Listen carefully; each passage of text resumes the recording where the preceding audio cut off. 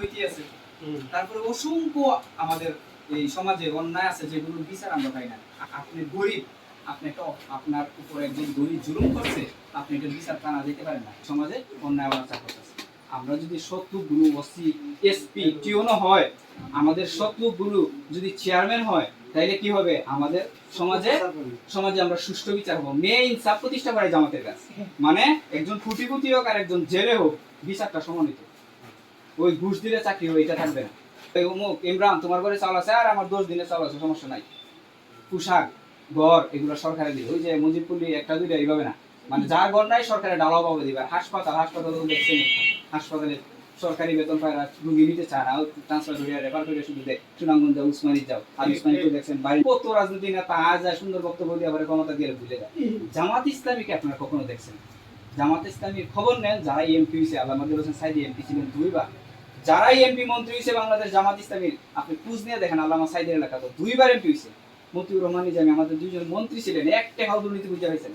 ওই যে ফখরুদ্দিন মঈনুদ্দিনের আমল আছেন না, বিএনপিও গ্রেফতার, আওয়ামী লীগেরও গ্রেফতার, কিন্তু জামাতের কেউ গ্রেফতার হয়েছে না। কারণ এরা তো আইছে অপরাধীরা গ্রেফতার হতো, জামাতের কেউ অপরাধ পাইছে না, গ্রেফতারও করছে।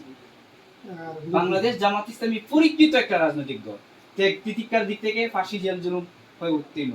এবং এখন পর্যন্ত আপনি দেখেন বাংলাদেশের সব রাজনৈতিক দলের এই চুর বাটপারি ডাকাতি সিটারির প্রমাণ পাওয়া যায়। জামাতের কোনদিন শুনছেন যে কোন জায়গায় ডাকাতি ধরা পড়ছে, চুরি ধরা পড়ছে, গরিব রে মারছে, অত্যাচার করছে, জুলুম করছে, নির্যাতন করছে, ফাইন না কেন? লাখ লাখ জামাত, অথচ সব মানুষের কালচার একরকম কেন? ভিত্তিকভাবে এই দেশের মানুষগুলো বসবাস করবে, সাম্য কায়েম হবে এবং পরকালে আমরা কি হবো? গুনাহ থেকে মুক্তি পাবো এবং জান্নাতে যাব। তাহলে ইহকালেও লাভ আছে, পরকালেও লাভ আছে। যদি রাষ্ট্রীয়ভাবে কোরআন প্রতিষ্ঠিত থাকলে কি প্রভাব দেখেন? নামাজে কার হুকুম চলে? মসজিদে কার হুকুমে নামাজ চলে? সরকারে করোনার সময় দিছে না, টাকা 3 ফুট টাকা দিছে না, তাহলে মানতে হইছে না?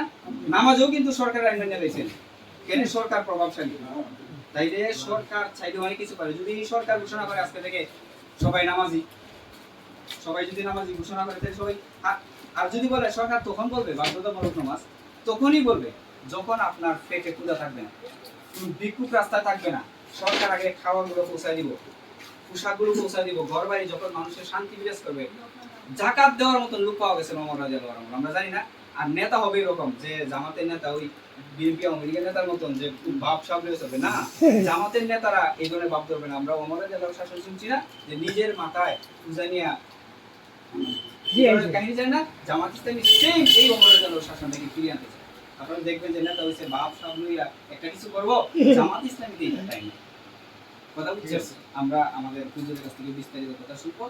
প্রিয় ভাইরা, আপনারা আরো শুনবেন, জামাত ইসলামীর প্রোগ্রামগুলোতে আরো জানবেন, বাংলাদেশ জামাত ইসলামী কি করতে চায় এই দেশে জানবেন, বুঝবেন। এবং বাংলাদেশ জামাত ইসলামী যখন নির্বাচনের ক্ষেত্রে আসবে, আপনাদের কাছে আপনারা যদি সাপোর্ট করেন, সমর্থন করেন, তাহলে আপনাদের মাধ্যমে কি হবে? একজন সদ্য সরকারে যাবে এবং এই দেশের কল্যাণে ন্যায় ইনসাফ ভিত্তিক রাষ্ট্র প্রতিষ্ঠা হবে, দেশেরও কল্যাণ হবে, আপনিও নাজাত পাবেন পরকালে। এই সামান্য আহ্বান রেখে আমার কথা শেষ করছি। আসসালামু আলাইকুম। আলহামদুলিল্লাহ, আমাদের বাঙালি জামাত ইসলামী বাটাঘাট ইউনিয়ন শাখার সম্মানিত সেক্রেটারি সাহেবের কাছ থেকে মূল্যবান বক্তব্য শুনলাম। আমরা তো আল্লাহর আইন সত্যকে শাসন করতাম চাইবে। আল্লাহ প্রথমেই বলছে, দুনিয়ায় শান্তি আখিরাতের মুক্তি যদি পেতে দাও, জীবনের সকলকে আল্লাহ তাআলাকে ইলাহ হুকুম করতাম না। আর তারা রাসূল সাল্লাল্লাহু আলাইহি ওয়াসাল্লামকে একমাত্র আদর্শ নিতে হবে। আমরা তো জামাত ইসলাম করতেছি আল্লাহর রহমতে। আমরা কিরকম বলি নাই দিয়া শুনি দেখো, মোটিভেশনি দেখো। আমরা কিরকম বলি না ডাক্তার শরীর করে মানে কর্মীরা এক হোক। আমরা বলি আমার নেতা তোমার নেতা বিশ্বরবি মোস্তফা।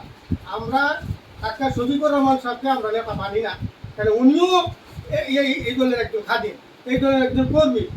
আল্লাহ রাব্বুল আলামিন আমরা যতদিন আমরা দুনিয়াতে রাখে, এই বাংলাদেশ জামাত ইসলামে শেষ খ্রিস্টান পর্যন্ত এই কাজ করতাম।